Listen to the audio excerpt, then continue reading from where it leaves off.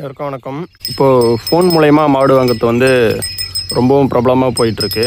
அதாவது 1,00,000 1,50,000 மாடு வாங்கிக்கிறதுக்கு தயாராக இருக்காங்க. 20 லிட்டருக்கா இருக்கும், 25 லிட்டருக்கா இருக்கும்னு சொல்லிட்டு ஒரு விளம்பரம் போட்டோம்னா உடனே அந்த மாடு விற்றுடுதுங்க. அதில் சந்தேகமே தேவையில்லை. அது 25 லிட்டருக்கு கறந்தாலும் கறக்கலனாலும் அந்த மாடு விற்றுரும். ஹெச்எஃப் இல்லை ஜெர்சி ரக மாடாக இருந்தால் கண்டிப்பாக அது விற்றுடுங்க. இதில் யார் நம்மளை ஏமாத்துறாங்க, யார் ஏமாத்தலைன்னு நாம் எப்படி தெரிஞ்சுக்கிறது? மாடை நம்ம வாங்கிட்டு போயிட்டு நம்ம பராமரித்து நம்ம இது பண்ணும்போது அங்கே அவங்கக்கிட்ட கறக்குது பால், நம்ம இடத்துக்கு வந்ததும் பால் கறக்க மாட்டேங்குது. உடனே அவங்க சொல்லக்கூடிய விஷயங்கள் என்ன?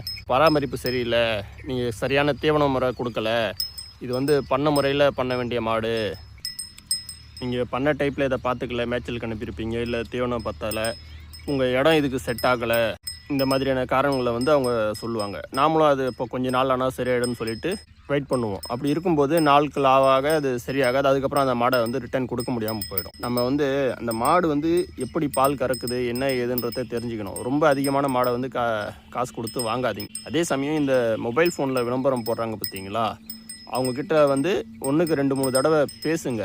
அதே சமயம் அவங்களுடைய எல்லாமே தொடர்ந்து பாருங்கள். அதெல்லாம் விட ஒரு முக்கியமான விஷயம் அவங்களுடைய அந்த கமெண்ட் செக்ஷன் இருக்குல்ல, கருத்தியல் பெட்டி, அதை போய் நல்லா செக் பண்ணுங்கள். யார் யார் என்னென்ன கமெண்ட் கொடுத்துருக்காங்க, என்ன கருத்து தெரிவிச்சிருக்காங்கன்றத பார்த்து அதுக்கப்புறம் அவங்கக்கிட்ட மாடு வாங்கலாமா வேணாமான்றத முடிவு பண்ணுங்கள். அவங்க பேசுகிற விதம், அவங்க காமிக்கிற மாடு எல்லாமே நல்லா இருக்கும். ஆனால் அவங்களுடைய அந்த கருத்துக்கள் மற்றவங்க கருத்துக்களை தெளிவாக பரிவதில்லை, எல்லாம் தவறான கருத்தாக இருக்குன்னா அப்போ அந்த மாதிரி நபர்கள்கிட்ட மாடு வாங்காதீங்க. அதே சமயம் ஒரு சில பேர் அந்த கமெண்ட் பாக்ஸையே லாக் பண்ணி வச்சுருப்பாங்க. ஏன்னா ஒரு வியாபாரம் செய்கிறவங்க ஒரு மொபைல் மூலயமா பயன்படுத்தி அவங்க வியாபாரம் பண்ணுறாங்கன்னும் போது அப்போ அதுக்கு உண்டான அந்த கருத்துக்களையும் அவங்க தான் பேஸ் பண்ணணும். யாரும் தவறான கருத்தை வேணும்னே சொல்ல போகிறதில்ல. அப்படி இருக்கும்போது அவங்க அதை லாக் பண்ணி வைக்கிறாங்கன்னும் போது நாம் அதில் தெரிஞ்சுக்கணும்.